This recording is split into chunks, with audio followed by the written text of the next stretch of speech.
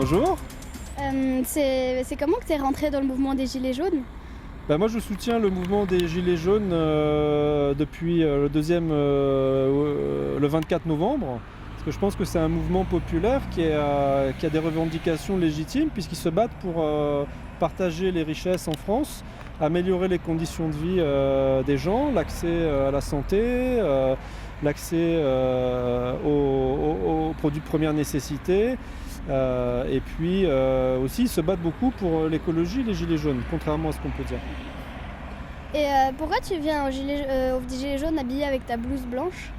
Moi je suis médecin neurochirurgien en France et j'ai pris position en fait dans mon pays pour défendre la cause des armes sublétales, c'est-à-dire qu'on aboutisse à une interdiction de l'utilisation des LBD 40 qui sont fabriqués dans ton pays et qui sont importés en France et qui sont utilisés pour réprimer certains mouvements de manifestation.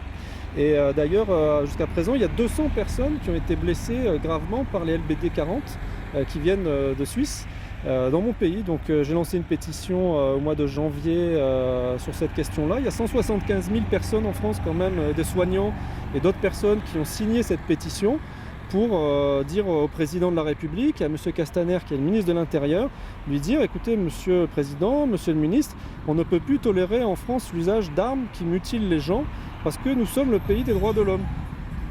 Et tu penses qu'il faudrait répondre comment, que les policiers devraient répondre comment aux manifestations des Gilets jaunes? Il y a deux problématiques. Il y a ce que tu appelles la doctrine du maintien de l'ordre, c'est la façon dont on gère une manifestation. Et effectivement, comme tu fais remarquer, il y a beaucoup de pays en Europe, par exemple si tu vas en Allemagne, tu vas voir que les policiers ne s'approchent pas des manifestants, ils vont discuter avec eux, ils vont être plus dans le dialogue, etc. Et surtout, ils ne vont pas utiliser d'armes qui peuvent blesser les gens de façon individuelle, comme on le fait avec les LBD 40, tu vois. Et la deuxième chose, c'est que les policiers, moi je pense que les policiers ne sont pas là pour résoudre un problème politique.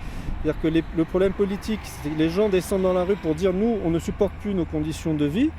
Et ça devrait être les hommes politiques qui devraient discuter avec les gens directement pour trouver des solutions ensemble et ne pas passer par l'intermédiaire de la police qui du coup se retrouve, comme on dit, entre le marteau et l'enclume, en train de gérer des problèmes politiques alors qu'ils ne sont pas faits pour ça. Et puis donc tu penses que ça serait peut-être les présidents eux-mêmes qui devraient intervenir sur les lieux?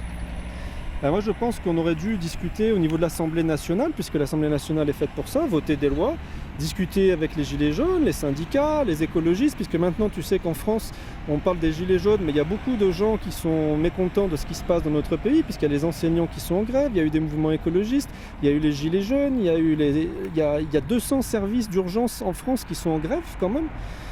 Et donc tous ces gens-là, on ne peut pas dire qu'ils n'existent pas. On ne peut pas dire qu'on ne veut pas discuter avec eux. Il faudrait que les hommes politiques puissent se mettre autour d'une table et qu'on essaye tous ensemble de trouver des solutions pour vivre mieux. Voilà. Et donc toi, le monde que tu aimerais avoir avec tout ce mouvement et tout ça, ce que tu aimerais aboutir, ça serait quoi?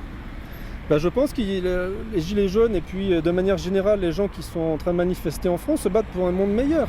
Donc tout le monde dit que c'est de l'utopie, mais en fait l'utopie c'est juste de vivre entre frères humains, partager un peu les richesses, parce que tu vois en France par exemple il y a 9 millions de gens qui vivent sous le seuil de pauvreté, et je pense que même des gens, moi j'ai une situation tu vois qui est très aisée, je ne peux pas être insensible à voir des gens dans la rue qui font la mendicité, ou tous les hivers il y a quand même des centaines de gens qui meurent de froid en France.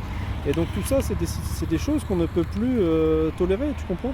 Et donc je pense que les gens se battent pour un monde meilleur, surtout qu'on partage plus les richesses, parce qu'en France, il y a des gens qui gagnent beaucoup d'argent, qui reçoivent des cadeaux fiscaux de l'État, alors que de l'autre côté, il y a des gens qui sont dans la misère. Et donc ça, c'est pas possible. Il faut qu'on puisse équilibrer tout ça, et pour mieux vivre entre frères humains, en fait. Voilà. Merci beaucoup. Je t'en prie, merci de ton interview. Ouais, au revoir.